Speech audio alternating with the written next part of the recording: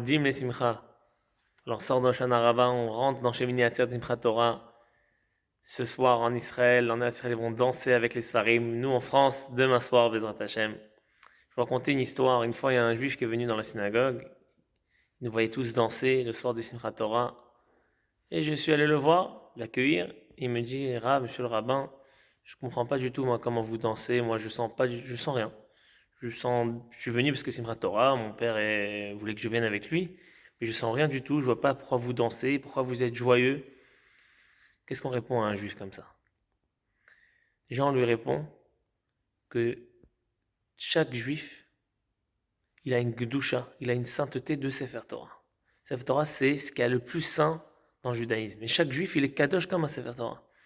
Rien que le nom du juif, Israël, le Yisrachamim, c'est les initiales de Yesh Tishim Ribo Otiyot la Torah. Il y a 600 000 lettres, alors c'est vrai qu'il n'y a pas vraiment 600 000, mais des lettres qui sont aussi cachées, qui ne sont pas vraiment écrites, mais 600 000 lettres, comme le nombre des Neshamot, des âmes du peuple juif, sont dans la Torah.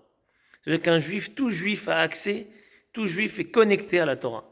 Alors, c'est vrai que des fois, l'étincelle, elle est recouverte d'écorce, mais quand un juif il rentre à Kol Nidre, à la synagogue, il dit j'ai rien fait toute l'année, je viens une fois dans l'année, quelques minutes à la synagogue, quelques heures à la synagogue, et bien on lui sort les Sifrei Torah pour l'accueillir.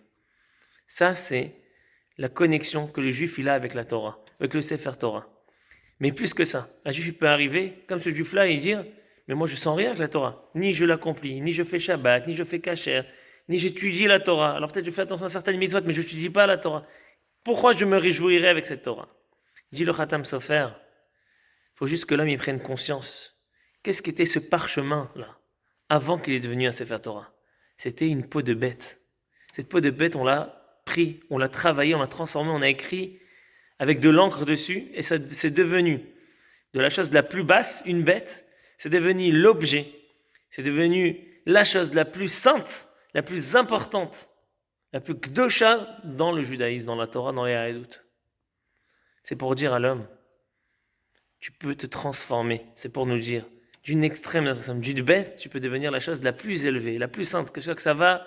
On dit que chez un juif, chaque juif qui décède, on devrait déchirer sur lui, faire une déchirure comme sur son père ou sa mère, parce que il a une telle gdusha. Un juif, c'est un Sefer Torah vivant.